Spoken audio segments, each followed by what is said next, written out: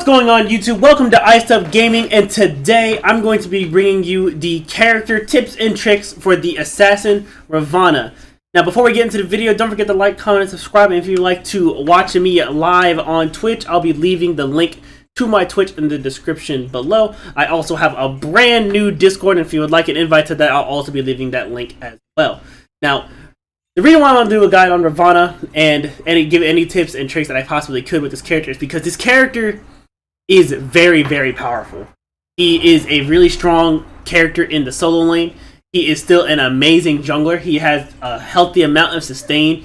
He has a CC damage immune backflip, and he has a slow with built-in Erendite in his ult. Now, let's go ahead and go over his best items. So, to understand how to build this character, generally speaking, he needs some cooldowns. He needs to be able to take some hits, and he needs to be able to do a lot of damage in a short period of time. Now, like I said, I usually bring him into the solo lane. However, building him for full damage in the jungle is not a bad idea. However, I would also recommend at least building some tanky items. So, without further ado, let's go ahead and get into it. Erendite obviously is one of the best items for assassins, and in my opinion, Ravana gets the most benefit out of it, because if you look at his ultimate, when he hits somebody with his ultimate, they receive a 10%, they end up taking a debuff that makes them take 10% more damage from all sources, while also gaining 30% damage mitigation. So his ultimate is really good for just trying to get those pesky backliners, and if you pair it with Erendite, it basically makes it impossible for the person you're diving on to survive. Right. Another good item to build on him, as far as a tanky item goes, you know what it is, it's the sledge. Since he has really close autos, he gets the most benefit out of having sledge, because he's going to be trying to, like I said, dive the backline, and pairing this with his ultimate is very, very strong. Also, Soul Eater.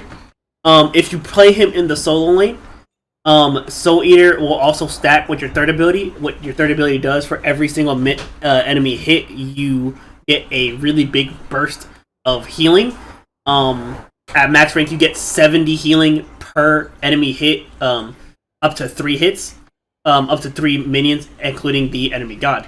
So, essentially, you get, what, 240 health back? 240 health back just from this ability alone, and then if you stack it with Soul Eater, it essentially gives him his entire health bar back. On top of the fact that it does give that 10% pen with the cooldown, and it gives a pretty decent amount of power. Let's go ahead and show you. So it gives a pretty decent amount of power stacked. It gives 35. It's not a lot compared to cards like Bloodforge, but it gets the job done, especially if you're trying to be in a more solo lane. If you're trying to be more into... Like I said, I like building him more for bruiser-based cards like Void Shield. Getting cards like Runic or Onsal, or even Caduceus Shield helps him a lot. He is ability-based, with also some basic attack canceling as well. So Hydra's and Heartseeker is obviously recommended. And then finally, since even though you do have this backflip here, you're gonna want to have something to get them off of you if that backflip is cooldown. So getting a Manta of Discord is always really welcome, because it gives you all this protections with the 10% cooldown reduction, and it stuns everybody that's around you. So it's a really strong card.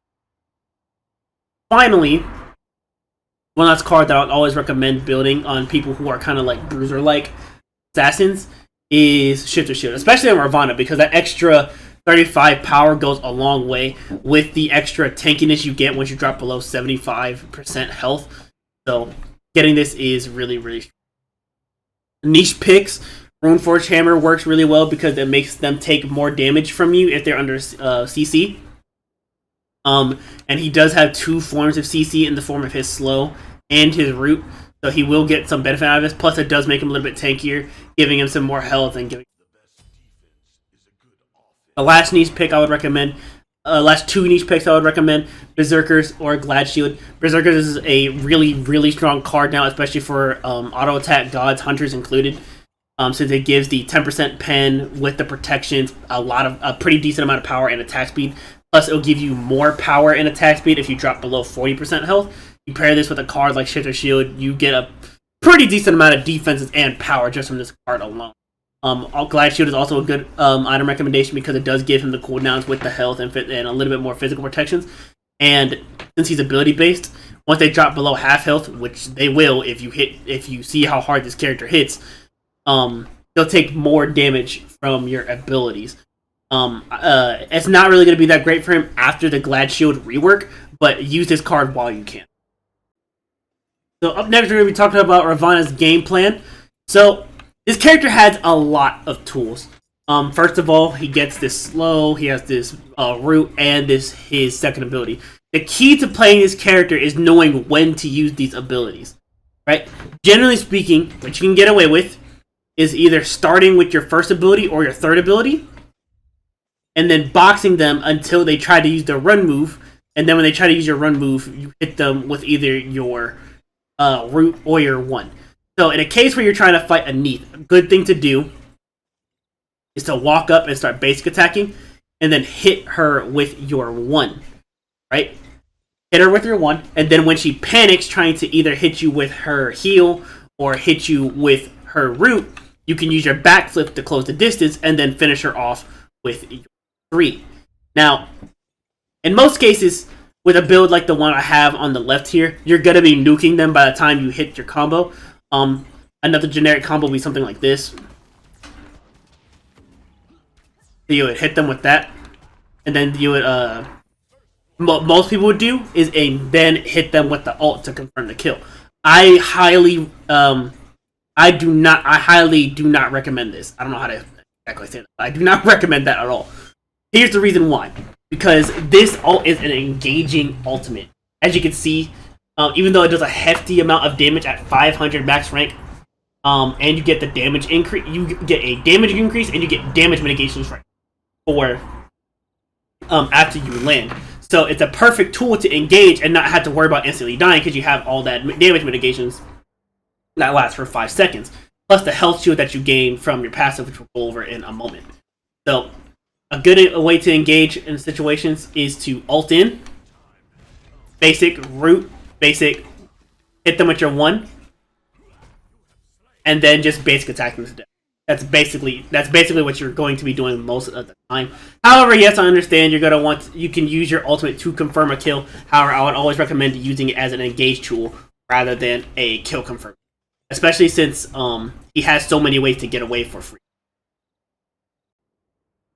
Up next, we're going to be talking about Ravana's leveling path. So, if you're jungling, or even if you're in the solo lane, I personally say always go for his third ability first. And here's the reason why. It gives you sustain, it is a root, and even though it's on a slightly higher cooldown than this, you can confirm more kills pretty early with this ability. However, by the time you get the blue, you should be hitting level 2. So obviously, the next thing you're going to be getting is your 1.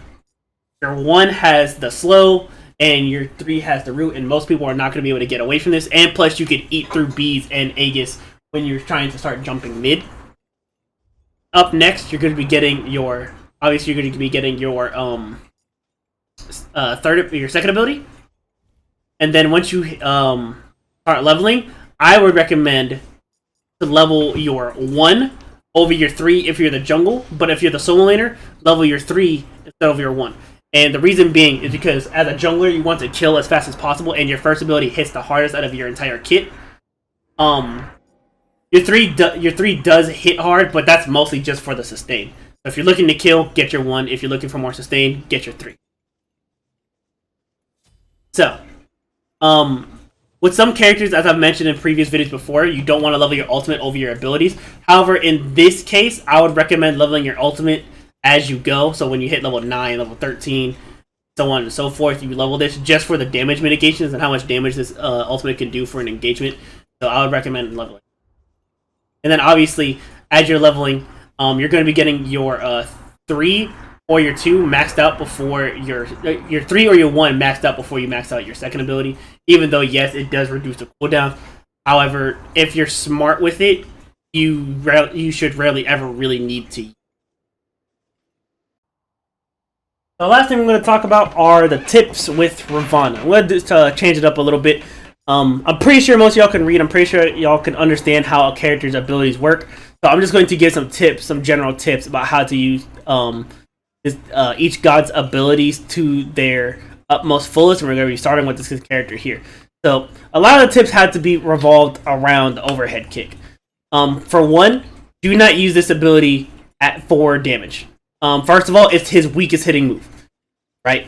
It only does 210 damage. And all the other abilities either do 50 or 100 more damage than this. So never use this ability as damage. You want to use this as an escape. Right? Know when to use your backflip. That's my second tip. Because if you're just over there throwing abilities and you're like, oh, they're 1 HP. They're 1 HP. Let me just backflip to get the kill. Don't do that. Do not do that. If they don't die before you use a backflip, just save the backflip and chase them down. Stop basic attacking and start chasing them down. And that's especially true if you have or don't have your ultimate. If you have your ultimate and you can just confirm the kill with your ultimate, confirm it with your ultimate. Do not confirm it with your second ability. Or if you've engaged with your ultimate but they're 1 HP, do not use your backflip to catch. Unless you are 1v1ing and it's just you and him. That's the only time you can possibly use your backflip to confirm a kill. However, even then, it's pretty risky, especially if you don't have wards, because the second you use your backflip to confirm that kill, then people can jump on top of you, and then you're stuck without a run move.